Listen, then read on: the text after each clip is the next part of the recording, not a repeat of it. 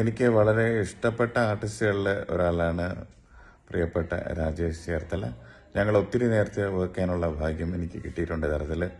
എത്ര മനോഹരമായിട്ടാണ് നവ്യ ഡാൻസ് ചെയ്തത്. അപ്പോൾ നമുക്ക് രണ്ടുപേരും നവ്യയ്ക്ക് വേണ്ടി വായിക്കാം എന്ന് പറഞ്ഞിങ്ങനെ കാർമുകിൽ വർണ്ണൻ ഇങ്ങനെ വായിച്ച് തുടങ്ങിയപ്പോഴാണ് എനിക്കൊരു അബദ്ധം മനസ്സിലായത്. കാരണം പിന്നെ അടുത്ത സ്റ്റേജിൽ ഇങ്ങനെ നവ്യ ചോദിച്ചു, ചേട്ടാ നമ്മൾ ഇന്നലെ ചെയ്തത് നമുക്ക് അടുത്ത സ്റ്റേജിൽ ഒരുമിച്ച് ചെയ്താലോ എന്നുള്ളൊരു ചോദ്യം വന്നത്. ഭയങ്കര സന്തോഷമായി.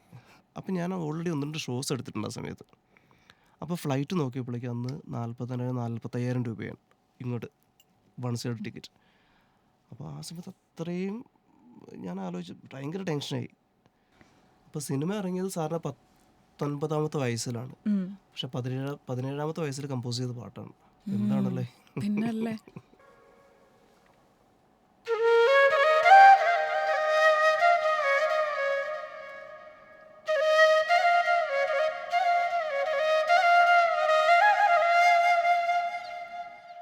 പുലരിയുടെ മഞ്ഞുതുള്ളികളിൽ നിന്നും മാവേലിയുടെ വരവറിയിക്കുന്ന ഓണം.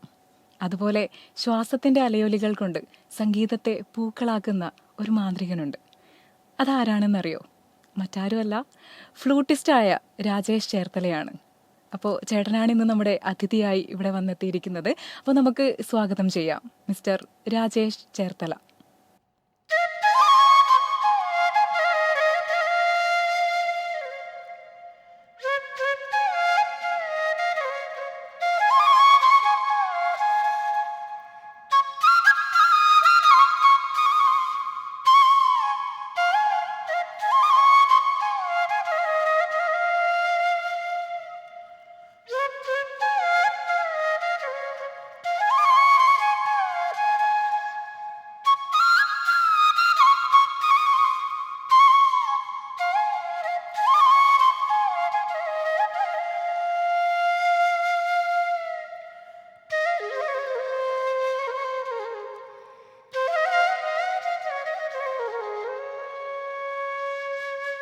ഹായ് ഹലോ, മീഡിയ ഭാരതിന്റെ പുതിയൊരു ചാറ്റ് ഷോയിലേക്ക് സ്വാഗതം.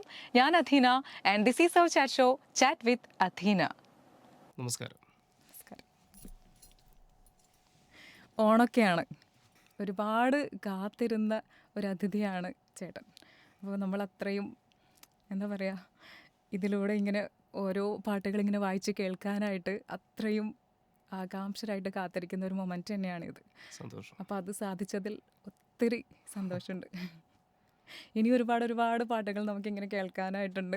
അപ്പോൾ ഇതിപ്പോൾ പറയുമ്പോൾ, ഓണം എന്ന് പറയുമ്പോൾ ഒരുപാട് പൂക്കളുടെ അല്ലേ ഈ ഒരു അവസരത്തിൽ നമ്മൾ ഏറ്റവും കൂടുതൽ ഇഷ്ടപ്പെടുന്നത്, കുട്ടികളായാലും ഇനിയിപ്പോൾ വലിയ ആൾക്കാരായാലും പൂക്കളോടായിരിക്കും ഈ ഒരു സമയത്ത് കൂട്ടുകൂടാനായിട്ട് ഏറ്റവും കൂടുതൽ ആഗ്രഹിക്കുന്നത്. അങ്ങനെ പൂക്കളുടെ കാര്യം പറയുമ്പോൾ എനിക്ക് ഓർമ്മ വരുന്ന ഒരു പാട്ടാണ് മലർകളെ. ആ ഒരു പാട്ടില്ലേ, എവർഗ്രീൻ സോങ് അല്ലേ? അതെ.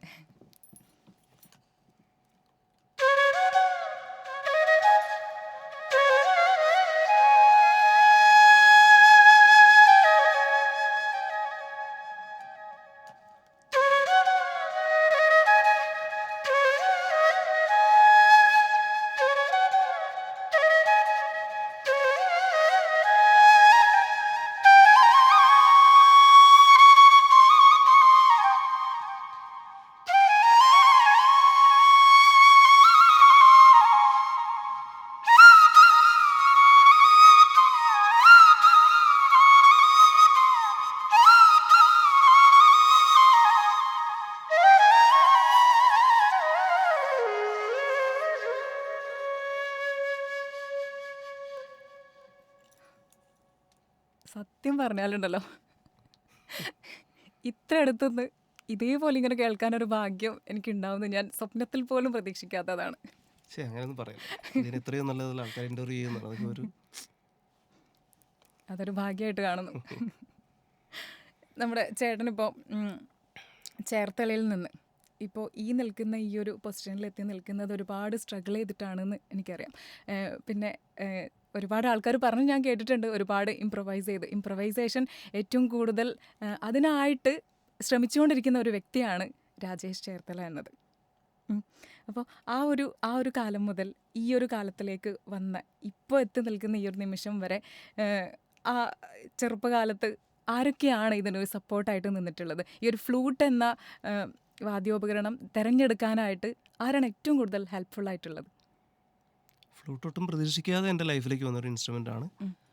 പിന്നെ എന്താ പറയുക, ചേട്ടൻ, എൻ്റെ ഒരു വലിയച്ഛൻ്റെ മുൻ ഷാജി എന്ന് പറയും. ഷാജി അദ്ദേഹം ഇങ്ങനെ വായിക്കുന്നത് കണ്ടിട്ടാണ് ഇതിന് ഒരു താല്പര്യം തോന്നിയത്. പിന്നെ നാട്ടിൽ ചേർത്തല സുഭാഷ് എന്നൊരു മാഷുണ്ട് ഉഗ്രൻ ആർട്ടിസ്റ്റാണ്. അപ്പോൾ അദ്ദേഹമൊക്കെ അവിടെ വായിക്കുന്നത് കണ്ടും കേട്ടും. പിന്നെ എൻ്റെ ഒരു റോൾ മോഡൽ എന്ന് വെച്ചാൽ ഒരു ജാൻസൺ എന്നൊരു മാഷുണ്ടായിരുന്നു എറണാകുളത്ത്. അപ്പോൾ അവരെയൊക്കെ കണ്ടാണ് ഇങ്ങനെ ഫ്ലൂട്ടിലേക്ക് വന്നത്. എന്താ പറയുക, ആദ്യം പറഞ്ഞ പോലെ ചേട്ടൻ വായിക്കുന്നത് കണ്ടിട്ടാണ് ഇഷ്ടം തോന്നിയത്. പിന്നെ ഇവർ ഈ ലെജൻസായ ഈ മ്യൂസീഷ്യൻസ് വായിക്കുന്നത് കണ്ടപ്പോഴേക്കും എന്നോട് വീണ്ടും താല്പര്യം തോന്നി. പിന്നെ സ്കൂൾ ടൈമിൽ തുടങ്ങി. സൺ ബ്രൈറ്റ് മാസ്റ്ററാണ് എൻ്റെ ആദ്യ ഗുരു. പുത്തനങ്ങാടിയിൽ കൊച്ചിൻ ക്ലാസ് എന്നൊരു ട്രൂപ്പിലാണ് ഞാൻ പഠിച്ചത്. ബൽറാം എന്നൊരു ഈ ട്രൂപ്പിൻ്റെ ഓണർ, ഒരു ജ്യേഷ്ഠ സഹോദരനായിരുന്നു. അദ്ദേഹം ഇപ്പം ഇല്ല. അപ്പോൾ അവിടെ തുടങ്ങി. പിന്നെ സ്കൂളിൽ ഇങ്ങനെ വായിച്ചു തുടങ്ങി. പിന്നെ എല്ലാവരും ഭയങ്കര സപ്പോർട്ടായിരുന്നു അല്ലേ? ടീച്ചേഴ്സും പേരൻസും സുഹൃത്തുക്കളും എസ്പെഷ്യലി മ്യൂസീഷ്യൻസ്. നമ്മുടെ ആ സമയത്ത് ഇങ്ങനെ പ്രോഗ്രാമൊക്കെ പോകുന്ന സമയങ്ങളിൽ ഏറ്റവും കൂടുതൽ സപ്പോർട്ട് ചെയ്തിട്ടുള്ളത് മ്യൂസീഷ്യൻസാണ്. ഒത്തിരി പേരെടുത്ത് പറഞ്ഞാൽ തീരില്ല, അത്രമാത്രം നമ്മൾ സപ്പോർട്ട് ചെയ്തിട്ടുള്ള സുഹൃത്തുക്കളാണ്. കൊച്ചിയിലെ ഒരു സ്റ്റുഡിയോ വഴി ഒരു വയലിനിസ്റ്റായ ഉല്ലാസ് സാറാണ് ഫസ്റ്റ് റെക്കോർഡിങ്ങിൽ വായിപ്പിക്കുന്നത്. ആദ്യമായിട്ട് വായിച്ച രാഗം ഏതാണെന്ന് ഓർമ്മയുണ്ടോ? അയ്യോ, അതൊന്നും അറിയില്ല. ഏത് പാട്ടാണ് ആദ്യമായിട്ട് വായിച്ചതെന്ന് ഓർമ്മയുണ്ടോ? അന്ന് എനിക്ക് തോന്നുന്നു സംഗമ പാട്ടുകളൊക്കെ ഇങ്ങനെ ഇതിൽ ഫ്ലൂട്ടിൽ വായിക്കാൻ എളുപ്പമാണ്. ഈ ഫ്ലൂട്ട് പഠിച്ച് തുടങ്ങുന്നവർക്ക് കുറച്ച് സിമ്പിളായിട്ടുള്ള കുറച്ച് സ്കെയിലുകളുണ്ട്. അതൊക്കെയാണ് ആദ്യം വായിച്ച പാട്ടുകളിലൊന്ന്. പിന്നെ ആദ്യമായിട്ട് സിനിമയിലേക്ക് എത്തിയപ്പോൾ റെയിൻ കമ്മേ, ശ്രീ ജാസി ഗിഫ്റ്റ്. അപ്പോൾ ജാസി ഗിഫ്റ്റ് സാറിനെ കുറിച്ച് പറയും. അദ്ദേഹത്തെക്കുറിച്ച് എന്താ പറയുക, ഞാൻ കണ്ടതിൽ എന്താ പറയുക, ഏറ്റവും ഡൗൺ ടു എർത്ത്.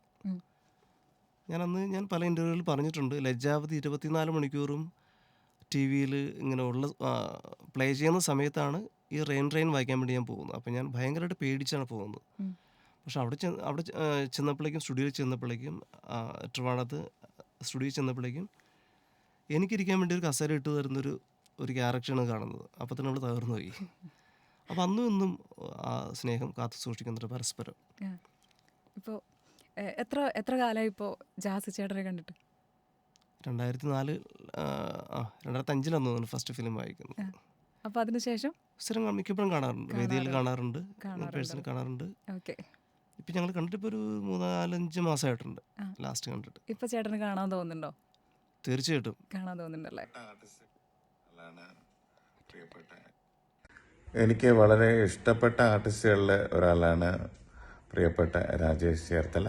ഞങ്ങൾ ഒത്തിരി നേരത്തെ വർക്ക് ചെയ്യാനുള്ള ഭാഗ്യം എനിക്ക് കിട്ടിയിട്ടുണ്ട്. യഥാർത്ഥത്തിൽ രാജേഷിൻ്റെ ആദ്യത്തെ റെക്കോർഡിംഗ് സെഷനുകളൊക്കെ ഞങ്ങളുടെ പാട്ടുകളിലായിരുന്നു. പൂവിനുള്ളിൽ നിന്നുള്ള സോങ്ങും അതുപോലെ അഴകാലില, ഈ പാട്ടുകളിലൊക്കെ രാജേഷ് പാർട്ടിസിപ്പേറ്റ് ചെയ്തിട്ടുണ്ട്. അന്ന് ഞങ്ങളോട് പ്ലേ ചെയ്യുമ്പോഴത്തേക്ക് യഥാർത്ഥത്തിൽ രാജേഷിന് കീബോർഡും പ്ലേ ചെയ്യാൻ പറ്റും. അദ്ദേഹം ഒരു കീബോർഡിസ്റ്റിൻ്റെ ചുമതല ഇവിടെ ആ സമയത്ത് ചെയ്യുമായിരുന്നു. കുറേ കോഡ്സ്, പ്രോഗ്രഷൻസ് ഒക്കെ അറേഞ്ച് ചെയ്യുമായിരുന്നു. അതുപോലെ ഒത്തിരി കാര്യങ്ങൾ എനിക്കിപ്പോഴും രാജേഷിനോടൊപ്പം കുറേ സ്റ്റേജ് എനിക്ക് കൂടെ നിൽക്കാൻ കഴിഞ്ഞിട്ടുണ്ട്. രാജേഷ് സ്റ്റേജിൽ എനിക്ക് ഏറ്റവും ഇഷ്ടപ്പെട്ട പല കാര്യങ്ങളൊന്നും അദ്ദേഹത്തിന് ഇംപ്രവൈസ് ചെയ്യാനുള്ള ഒരു കഴിവ്, അതുപോലെ ഒത്തിരി സീനിയർ ആർട്ടിസ്റ്റുകളുമായിട്ടുള്ള ഒരു പ്രവൃത്തി പരിചയം, ഇതെല്ലാം ഇപ്പോഴും അദ്ദേഹത്തിന് ഒരു വലിയ അസറ്റായിട്ട് കൂടെയുണ്ട്. എന്തായാലും എല്ലാവിധ ആശംസകളും. രാജേഷ് ഒരു വലിയ കലാകാരനാണ്, ഞാൻ എടുത്ത് പറയേണ്ട കാര്യമില്ല. എന്തായാലും അടിച്ചു പൊളിക്കും. God bless. ഭയങ്കര വലിയ സർപ്രൈസ് ആയിപ്പോയി സത്യം പറഞ്ഞാൽ. ഇപ്പോൾ അദ്ദേഹം പറഞ്ഞത് എന്താണ്, ഒരുമിച്ച് വർക്ക് ചെയ്യാൻ ഭാഗ്യം കിട്ടി എന്നാണ് പറയുന്നത്. പക്ഷേ ഞാനാ പറയേണ്ടത്. കാരണം എനിക്കൊരു ഭാഗ്യം കിട്ടിയത് അദ്ദേഹത്തിലൂടെയാണ്. എൻ്റെ ഫസ്റ്റ് ഫിലിം ഞാൻ സ്വപ്നത്തിൽ പോലും വിചാരിക്കാത്ത സമയത്താണ് അദ്ദേഹം ഇങ്ങനെ വിളിച്ച് വായിപ്പിക്കുന്നത്. ഇപ്പൊ ഇത് കണ്ടപ്പോ എന്ത് തോന്നി? ഒട്ടും പ്രതീക്ഷിച്ചില്ല. അതന്നെയാണ് ഞങ്ങളും ആഗ്രഹിച്ചത്. ഈ ഒരു ചിരി മുഖത്ത് കാണണല്ലോ, ഇത്ര സമയം ഇല്ലാത്ത ഒരു ചിരി. ഓക്കെ. എനിക്ക് അദ്ദേഹത്തിൻ്റെ ഇഷ്ടപ്പെട്ട മെലഡികളിലൊന്ന്, എല്ലാ പാട്ടും അടിപൊളിയാണ്, പക്ഷെ അദ്ദേഹം ഒരു ഉഗ്ര മെലഡി ചെയ്ത് വെച്ചിട്ടുണ്ട്. വായിക്കാം. ഓക്കെ.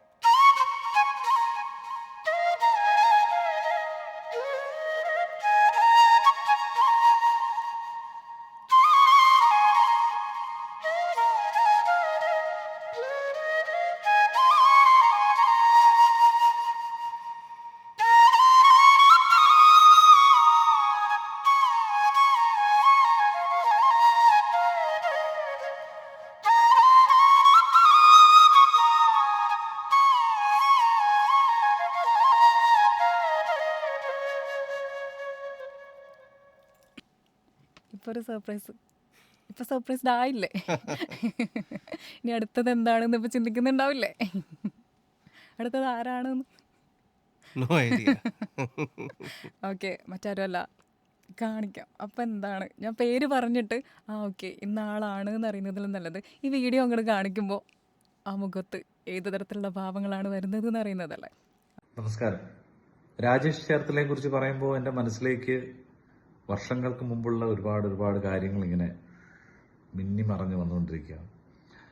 ഞങ്ങൾ ഒന്നിച്ച് ഒരുപാട് പരിപാടികളിൽ തുടക്കകാലങ്ങളിൽ സഹകരിച്ചിട്ടുണ്ട്. രാജേഷിൻ്റെ കോളേജ് കാലഘട്ടം, എൻ്റെ കോളേജ് കാലഘട്ടം, ആ സമയത്തൊക്കെ തന്നെ നിരവധി ഗാനമേള വേദികളിൽ ഒന്നിച്ച് സഹകരിക്കാനുള്ള ഭാഗ്യം ഉണ്ടായിട്ടുണ്ട്. പിന്നീട് ഒരുപാട് പാട്ടുകൾക്ക്, ഞാൻ പാടിയ നിരവധി പാട്ടുകൾക്ക് രാജേഷ് പിന്നണിയിൽ പുല്ലാങ്കുഴൽ വായിച്ചിട്ടുണ്ട്. അതിലൊക്കെ ഉപരിയായിട്ട് എനിക്ക് തോന്നിയിട്ടുള്ളത്, തുടക്കകാലം മുതൽ ശ്രദ്ധിച്ചിട്ടുള്ള ഒരു കാര്യം, വളരെ പാഷനേറ്റ് ആയിട്ടുള്ള ഒരു മ്യൂസീഷ്യനാണ്. അതുകൊണ്ടാണ് അദ്ദേഹത്തിന് ഇത്രയും വലിയ ഒരു ഔന്നത്യത്തിലേക്ക് വരാൻ സാധിച്ചത്. പഠിക്കുക എന്നുള്ളത് അദ്ദേഹത്തിന്, ഫ്ലൂട്ട് അദ്ദേഹം വായിക്കുമായിരുന്നു, മനോഹരമായി വായിച്ചുകൊണ്ടിരുന്ന സമയത്ത് തന്നെ അതിലും കൂടുതലായി പഠിക്കണമെന്നുള്ള ആഗ്രഹത്തിൽ നോർത്ത് ഇന്ത്യയിലൊക്കെ പോയി ഹരിപ്രസാദ് ചൗരസ്യ സാറിനെ പോലെ വലിയൊരു ഗുരുനാഥന്റെ കീഴിൽ പഠിക്കാനും പിന്നീട് തന്റെ ഇൻസ്ട്രുമെന്റിൽ ഓരോ ദിവസവും പുതിയ കാര്യങ്ങൾ കണ്ടെത്താനും, ഫ്ലൂട്ട് മാത്രമല്ല വിൻഡ് ഇൻസ്ട്രുമെന്റ് ഏതാണെങ്കിലും അതിന്റെ സാധ്യതകൾ മനസ്സിലാക്കാനും അതിൽ പുതിയ പരീക്ഷണങ്ങൾ നടത്താനും ഒക്കെ ഉള്ള മനസ്സുള്ള ആളാണ്. അതുകൊണ്ട് തന്നെ രാജേഷിന്റെ സംഗീതം ഇന്ന് ലോകമെമ്പാടുമുള്ള മലയാളികൾക്ക് ഏറ്റവും പ്രിയപ്പെട്ടതാണ്. മലയാളികൾക്കെന്നല്ല, ഉപകരണ സംഗീതത്തിന് പ്രത്യേകിച്ച് ഭാഷയേ ഇല്ല. അതുകൊണ്ട് തന്നെ ഒരു തവണ ആ പുല്ലാങ്കുഴൽ വാദനം കേട്ടിട്ടുള്ള ഒരാൾക്ക് അദ്ദേഹത്തെ മറക്കാൻ സാധിക്കില്ല. അത്ര കണ്ട് ഒരു കലാകാരൻ എന്നുള്ള രീതിയിൽ ജനങ്ങളുടെ പ്രിയപ്പെട്ട ആളായി തീർന്ന രാജേഷിന് എല്ലാവിധ ഭാവുകങ്ങളും നേരുന്നു. ഞങ്ങൾ ഒന്നിച്ച് ഒരുപാട് പരിപാടികൾക്ക് ഇപ്പോഴും സഹകരിച്ചുകൊണ്ടിരിക്കുന്നു. 2 വർഷം മുമ്പ് US ഉൾപ്പെടെ നിരവധി വേദികളിൽ ഒന്നിച്ച് ഞങ്ങൾ പരിപാടികൾ അവതരിപ്പിച്ചിട്ടുണ്ട്. പക്ഷേ എൻ്റെ മനസ്സിൽ ഓർമ്മ വരുന്നത് വർഷങ്ങൾക്ക് മുമ്പുള്ള ഒരു ഫോട്ടോയാണ്. പരിപാടി എനിക്ക് ഓർമ്മയുണ്ടെങ്കിലും ആ ഫോട്ടോ ഇപ്പോഴും ഞാൻ സൂക്ഷിക്കുന്നു. ഞാൻ ഒരു കോളേജ് വിദ്യാർത്ഥിയായിരുന്ന സമയത്ത് ഒരു പരിപാടിയിൽ പാടുമ്പോൾ പിന്നിൽ രാജേഷ് ഒരു തീരെ മെലിഞ്ഞ് ഒരു കൊച്ചു പയ്യനായിട്ടിരുന്ന് ഫ്ലൂട്ട് വായിക്കുന്ന ഒരു ഫോട്ടോ എൻ്റെ കയ്യിലുണ്ട്. അതുപോലെ ആ സ്റ്റേജിൽ തന്നെ മറ്റ് പല ആർട്ടിസ്റ്റുകളുണ്ട്. അവരുമൊക്കെ ഇപ്പോൾ വളരെ പ്രശസ്തരാണ്, സുമേഷ് ആനന്ദ് ഉൾപ്പെടെ. അതൊക്കെ നല്ല നല്ല ഓർമ്മകളാണ്. അതുപോലെ ഉത്സവ പരിപാടികളിൽ പല ഗാനമേള ട്രൂപ്പുകളുടെ കൂടെ സഞ്ചരിച്ചതും പരിപാടികൾ നടത്തിയതും ഒക്കെ സുഖകരമായ ഓർമ്മകളാണ്. പിന്നെ രാജേഷിനെ സംബന്ധിച്ച് പറയുകയാണെങ്കിൽ രാജേഷ് വളരെ പാഷനേറ്റ് ആയിട്ടുള്ള മ്യൂസീഷ്യൻ എന്നതിനപ്പുറത്തേക്ക് മറ്റ് കലാകാരന്മാരോട്, സഹപ്രവർത്തകരോട് ഏറ്റവും സ്നേഹപൂർവ്വം ഇടപെടുന്ന ഒരാളാണ്. അവരുടെ ദുഃഖങ്ങളിൽ അവരെ ചേർത്ത് നിർത്തുന്ന ആളാണ്. അങ്ങനെയൊക്കെ പറഞ്ഞു കഴിഞ്ഞാൽ ഒരുപാട് കാര്യങ്ങളുണ്ട്. എന്തായാലും എനിക്ക് വലിയ സന്തോഷം. രാജേഷിന് ഒരുപാട് അവസരങ്ങൾ ഉണ്ടാവട്ടെ. വലിയ നിലയിലേക്ക് ഇനിയും ഉയർന്നു പോകാൻ കഴിയട്ടെ. ഇപ്പോൾ തന്നെ അദ്ദേഹം വലിയൊരു നിലയിലാണ് എന്ന് മനസ്സിലാക്കുന്നു. പക്ഷേ അതിനും അപ്പുറത്തേക്ക് എന്നും നമ്മുടെ മനസ്സിലുണ്ടായിരിക്കും എന്ന് എനിക്ക് പൂർണ്ണ വിശ്വാസമുണ്ട്. എല്ലാ മലയാളികൾക്കും എല്ലാ സംഗീത പ്രേമികൾക്കും രാജേഷ് പ്രിയപ്പെട്ടവനാണ്. ഇനിയും ഒരുപാട് ദൂരം സഞ്ചരിക്കാൻ കഴിയട്ടെ. സംഗീതത്തിൽ ഒരുപാട് കാര്യങ്ങൾ ചെയ്യാൻ സാധിക്കട്ടെ. എല്ലാവിധ ആശംസകളും. നമസ്കാരം. രാജേഷ് ചേർത്തലയെ കുറിച്ച് പറയുമ്പോൾ എന്റെ മനസ്സിലേക്ക് സുധീപ് കുമാർ. സുധീപ് ഏട്ടൻ എന്താ പറയുക, എനിക്ക് ഒത്തിരി ഇഷ്ടമുള്ള സിംഗറാണ്, ഒരു ജ്യേഷ്ഠ സഹോദരനാണ്. പറഞ്ഞ പോലെ ആലപ്പുഴ പവർ ഹൗസിലൊരു പ്രോഗ്രാമിന് പോയപ്പോഴാണ് സുധീപ് ഏട്ടൻ ആദ്യം കാണുന്നത്. ആ ഒരു ഫോട്ടോയെക്കുറിച്ചാണ് പറഞ്ഞത്. റീസെൻ്റ്ലി ഞങ്ങൾ ഷെയർ ചെയ്തിരുന്ന ഫോട്ടോ. എനിക്കതൊരു എന്താ പറയുക, സന്തോഷം തോന്നിയത്. പറഞ്ഞ പോലെ ആ സ്റ്റേജിൽ ഒത്തിരി ആർട്ടിസ്റ്റുകളുണ്ടായിരുന്നു. അവരെല്ലാവരും ഇപ്പം നല്ലൊരു പൊസിഷനിലാണ്. ചേട്ടന് വേണ്ടി ഒരു പാട്ട്. ഞാനും സുധീപേട്ടൻ ഒരു കോമ്പിനേഷൻ ചെയ്യാൻ വേണ്ടി ആഗ്രഹിച്ചൊരു കുറേ വർഷങ്ങൾക്ക് മുമ്പ് സുധീപേട്ടൻ പാടി അയച്ചു തന്നു. അന്ന് എൻ്റെ കീബോർഡ്സിന് അയച്ചു കൊടുത്തിട്ട് ഇതുവരെ പ്രോഗ്രാം ചെയ്ത് കിട്ടിയിട്ടില്ല. അപ്പോൾ സുധീപേട്ടന് ഒത്തിരി ഇഷ്ടമുള്ളൊരു പാട്ട്. അപ്പോൾ അത് ഞങ്ങൾക്ക് ഒരുമിച്ച് ചെയ്യണം എന്നുള്ളൊരു ആഗ്രഹം ഒരു 3-4 വർഷമായി പ്ലാൻ ചെയ്തിട്ട്. അപ്പോൾ എന്തായാലും ഈ ഒരു അവസരത്തിൽ ചേട്ടന് വേണ്ടിയിട്ട്.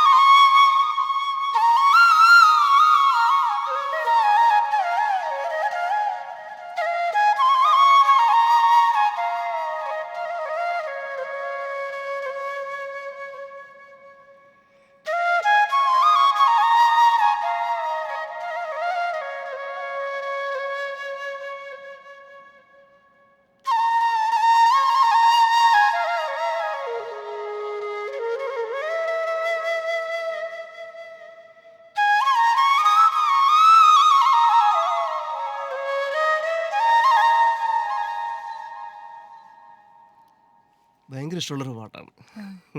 വളരെ മനോഹരമായിട്ടുണ്ട്. Thank you. ഓക്കെ. അപ്പോൾ ചേട്ടനും ഇത് കേൾക്കുമ്പോൾ ഒരുപാട് സന്തോഷമാവട്ടെ. എത്രയും പെട്ടെന്ന് തന്നെ പറഞ്ഞല്ലോ ഇപ്പോൾ അതെ അതെ അത് അതെ പുറത്തിറങ്ങിയില്ല എന്ന്. പെട്ടെന്ന് അത് പുറം ലോകം കാണാനുള്ള ഭാഗ്യം ഉണ്ടാവട്ടെ. പിന്നെ ചേട്ടനിപ്പോൾ പറഞ്ഞു ഹരിപ്രസാദ് ചൗരസ്യ സാറിനെ പറ്റി. അതെ. ഒരുപാട് ആ ഒരു ശിഷ്യത്വം സ്വീകരിക്കാനായിട്ട് അത്രയും ആഗ്രഹിച്ച ഒരു വ്യക്തിയാണ് അല്ലേ. അപ്പോൾ സാറിൻ്റെ ശിഷ്യത്വം സ്വീകരിച്ചതിന് ശേഷം അവിടെ വൃന്ദാവൻ ഗുരുകുലത്തിൽ ചേർന്ന് പഠിക്കാനും കൂടെ നിന്ന് പഠിക്കാനൊക്കെയുള്ള ഭാഗ്യം തന്നെയാണല്ലേ സിദ്ധിച്ചത്. അതെ അതെ. അപ്പോൾ അവിടെ ഉണ്ടായിരുന്ന ഏതെങ്കിലും ഒരു മൊമെൻറ്റ്, അങ്ങനെ സാറിൻ്റെ കൂടെയുള്ള നിമിഷങ്ങൾ? ഗുരുജി എന്ന് പറഞ്ഞാൽ എന്താ പറയുക, ഈ നമ്മൾ ഇങ്ങനെ ഇപ്പോൾ യേശു ക്രിസ്തുവിനെ എടുത്താൽ ബാക്കിലൊരു ഓറങ്ങനെ കാണില്ലേ, ആ, നമ്മൾ ചിത്രങ്ങളിലൊക്കെ കാണുന്ന പോലെ. അതെ. അത് ശരിക്കും നമുക്ക് ഫീൽ ചെയ്യും ഗുരുജി കാണും. നമ്മൾ ജസ്റ്റ് ഇപ്പോൾ ക്ലാസ് കിട്ടിയില്ലെങ്കിൽ പോലും ജസ്റ്റ് ഒന്ന് കാലിൽ തൊട്ട് നമസ്കരിച്ചിട്ട് പോന്നാൽ മതി, നമ്മൾ ഫുൾ ചാർജായി.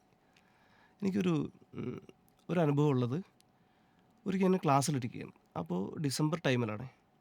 അപ്പോൾ ഞാനിങ്ങനെ ക്ലാസ് കഴിഞ്ഞപ്പോഴേക്കും അവിടുത്തെ ഒരു ദിഗ്വിജയ് സിംഗ്, അദ്ദേഹത്തിൻ്റെ ഒരു സ്റ്റുഡൻ്റാണ്, എന്നോട് വന്ന് ചോദിച്ചു, do you have any issue, നിനക്ക് എന്തെങ്കിലും പ്രശ്നമുണ്ടോ എന്ന് ചോദിച്ചു.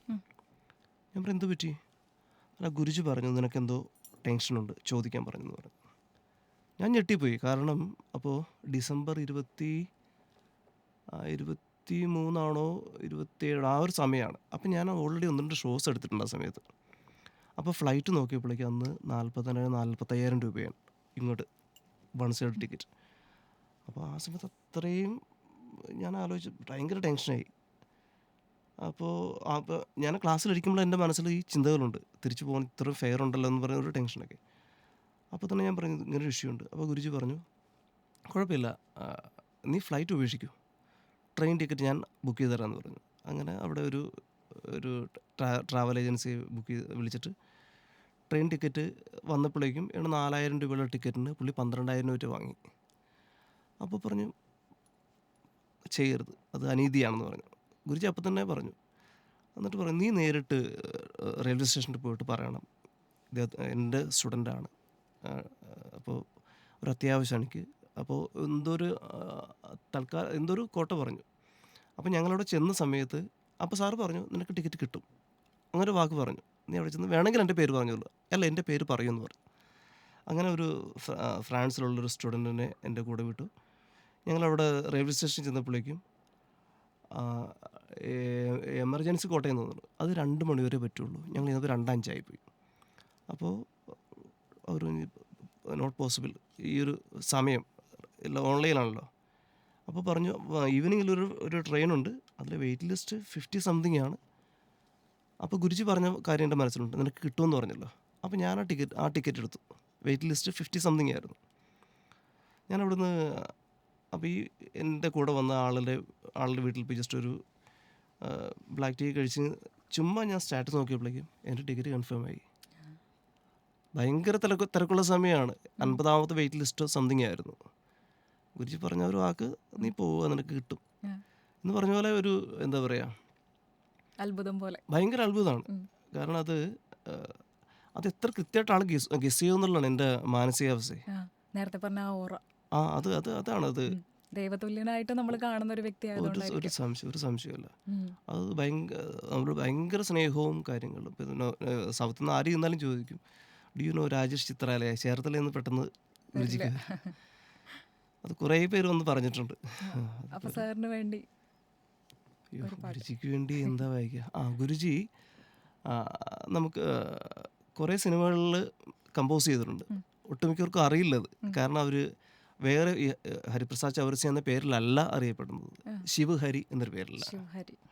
അപ്പോൾ ഗുരുജിയും അവർ ഒരു കോമ്പിനേഷൻ ചെയ്തൊരു പാട്ട് വായിക്കാം. അത് കേൾക്കുമ്പോൾ ആലോചിക്കും അത് അദ്ദേഹം ചെയ്തതാണോ? കാരണം നമ്മളൊരു ഹിന്ദുസ്ഥാനി സംഗീതമുള്ള നമ്മൾ കേട്ടിട്ടുള്ള അവരുടെ ശ്രദ്ധിച്ചിട്ടില്ലല്ലോ അധികം.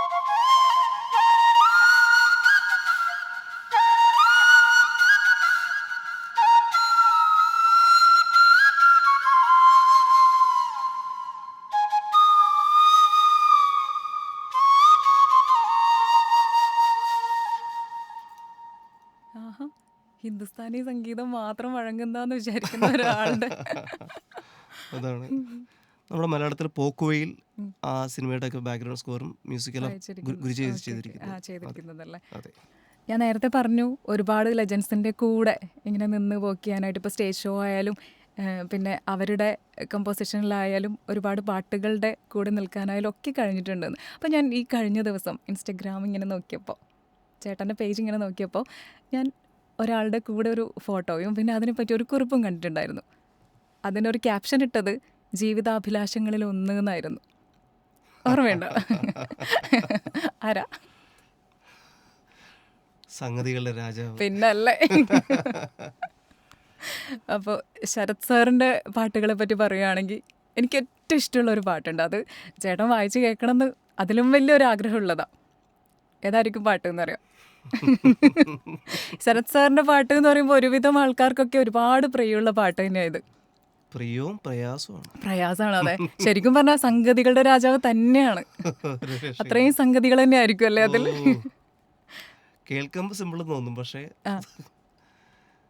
മംഗളങ്ങൾ അരുളും എന്നുള്ള ആ പാട്ട് ഒന്ന് വായിച്ച് കേൾപ്പിച്ചു തരുമോ? തീർച്ചയായിട്ടും. ഞാൻ ഈ പാട്ട് ഇങ്ങനെ ഒരു സ്റ്റേജിലിരിക്കുമ്പോൾ ഞാൻ ചോദിച്ചു സാറിനോട്, സാർ ഏത് പ്രായത്തിലാണ് ഈ പാട്ട് കമ്പോസ് ചെയ്തത്? അപ്പോൾ സിനിമ ഇറങ്ങിയത് സാറിന് 19ാമത്തെ വയസ്സിലാണ്, പക്ഷെ 17ാമത്തെ വയസ്സിൽ കമ്പോസ് ചെയ്ത പാട്ടാണ്. എന്താണല്ലേ? പിന്നല്ലേ, ആളൊരു ഭയങ്കര സംഭവം തന്നെയാ. ഒരു സംശയമില്ല. അതും ശരത് സാറും പാടുന്നതും ഞാൻ കേട്ടിട്ടുണ്ട്. എത്ര മനോഹരമായിട്ടാണ് പാടുന്നത്. നമ്മൾ റീസെൻ്റ്ലി 1-2 സ്റ്റേജുകളിൽ ഒരുമിച്ച് കൂടി. ഇനിയിപ്പോൾ ഓണത്തിന് ഷോ ഉണ്ട്, ഞങ്ങൾ ഒരുമിച്ച് ഷോ ഉണ്ട്. സാറിൻ്റെ പുതിയൊരു വർക്ക് ചെയ്തിരിക്കുന്നത് ചേട്ടനാണ് അല്ലേ? പുതിയ ഓണപ്പാട്ടിൽ. അത് സത്യം പറഞ്ഞാൽ പേടിച്ച് കഷ്ടപ്പെട്ട പോയിട്ട്. കാരണം എന്നെ വിളിച്ചിട്ട് ചോദിച്ചു, ഇത്ര ഡേറ്റ് ഫ്രീ ആണോ? ഫ്രീ ആണ്. അപ്പം ചോദിച്ചു, ആരുടെ വർക്കാ? Music director ശരത്തിൻ്റെ. അപ്പത്തിൻ്റെ പണി പാടി ഞെട്ടി. അയ്യോ, അത് സ്റ്റുഡിയോയിൽ ചെന്ന് വായിച്ച് കഴിയുന്നവരെ ഹാർട്ട് ബീറ്റിംഗ് നിൽക്കുമായിരുന്നു. പക്ഷെ സാറ് ഭയങ്കര സിമ്പിളായിട്ട്, വളരെ ഫ്രീ ആയിട്ട്, വളരെ ഫ്രണ്ട്ലി ആയിട്ട് വായിപ്പിച്ചെന്നുള്ളതാണ്. ഒട്ടും ടെൻഷൻ തരാതെ, വളരെ കൂളാക്കി. അതെ, വളരെ കൂളായിട്ട്. അപ്പോൾ എനിക്ക് ആ ടെൻഷൻ കൊണ്ട് ഫസ്റ്റ് ഒരു പോർഷൻ എനിക്ക് ഇത്ര വായിച്ചിട്ട് ശരിയാവുന്നുണ്ടായില്ല.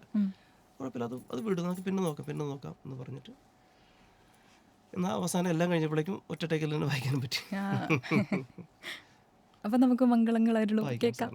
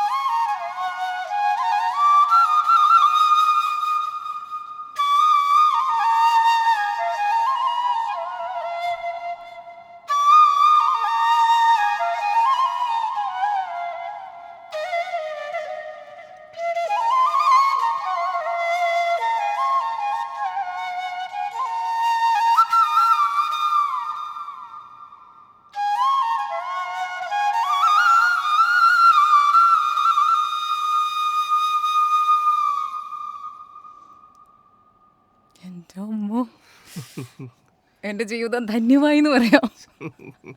അയ്യോ, എനിക്ക് ഒരുപാട് ഇഷ്ടം എന്ന് പറഞ്ഞാൽ അത്രയും ഇഷ്ടമാണ് ഈ പാട്ട്. സാറിൻ്റെ അസാധ്യ കമ്പോസിങ് ആണ്, ഒരു രക്ഷയില്ല. സാറ് ഇപ്പോൾ റീസെൻ്റ്ലി ഒരു പാട്ട് ഞാൻ സ്റ്റുഡിയോയിൽ കേൾപ്പിച്ചു. എൻ്റെ അമ്മേ, ലൈവിൽ എനിക്ക് പാടാൻ പറ്റുമെന്ന് തോന്നില്ല ആർക്കും. ആ രീതിയിലാണ് കമ്പോസ് ചെയ്ത് വെച്ചിരിക്കുന്നത്. ഇതിപ്പോൾ ഞാനിപ്പോൾ രാത്രി കിടക്കാൻ നേരം കുറച്ച് പാട്ടുകൾ ഇങ്ങനെ കേൾക്കുന്ന ഒരു പതിവ് എനിക്കുണ്ട്.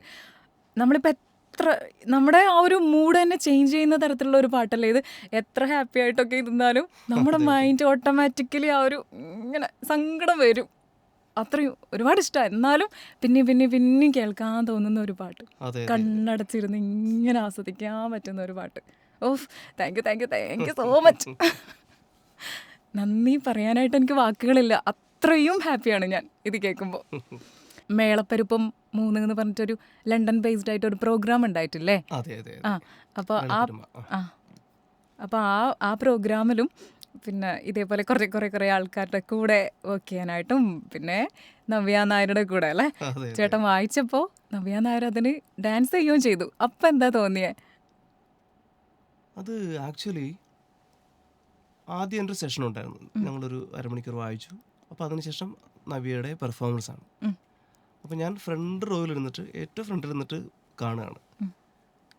അപ്പോൾ നമ്മൾ സാധാരണ നവ്യ നായരുടെ ഒരു ഫിലിമിൽ നമ്മൾ പല ഡാൻസ് സെഷനെല്ലാം കണ്ടിട്ടുണ്ട്. പക്ഷേ ഈ ക്ലാസിക്കൽ ചെയ്യുന്ന ആദ്യമായിട്ട് കാണാം.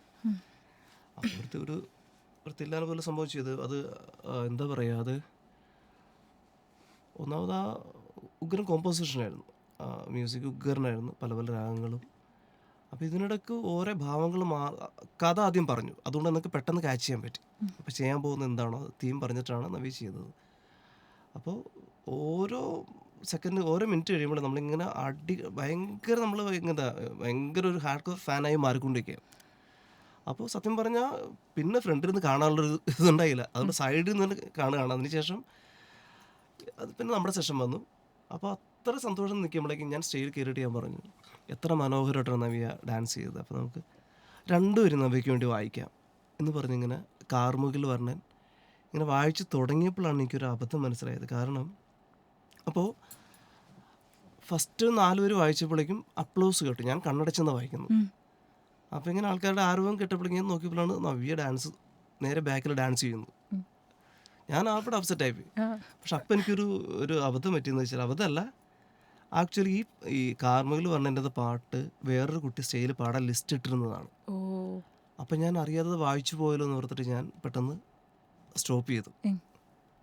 അപ്പം തന്നെ പെട്ടെന്ന് തന്നെ നവ്യ വന്നിട്ട്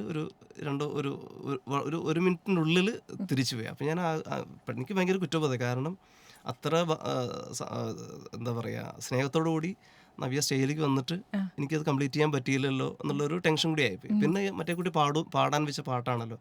സത്യത്തിൽ ആ പാട്ട് ഒരു ഫസ്റ്റ് ലിസ്റ്റിൽ ഉണ്ടായിരുന്നില്ല, ആ ഷോയ്ക്ക് ഉണ്ടായിരുന്നില്ല. അങ്ങനെയാണ് ഒരു ഒട്ടും പ്രതീക്ഷിക്കാത്തൊരു ഒരു സംഭവമായിരുന്നത്. പിന്നെ അടുത്ത സ്റ്റേജിൽ ഇങ്ങനെ നവ്യ ചോദിച്ചു, ചേട്ടാ നമ്മൾ ഇന്നലെ ചെയ്തത് നമുക്ക് അടുത്ത സ്റ്റേജിൽ ഒരുമിച്ച് ചെയ്താലോ എന്നുള്ളൊരു ചോദ്യം വന്നു. ഭയങ്കര സന്തോഷമായി. അങ്ങനെ രണ്ടാമത് അങ്ങനെ അടുത്ത സ്റ്റേജിൽ അങ്ങനെ ചെയ്തു. കംപ്ലീറ്റ് ചെയ്യാനുള്ള ഭാഗ്യം കിട്ടി. അതെ, നമുക്കൊന്നുകൂടി അത് കേട്ടാലോ?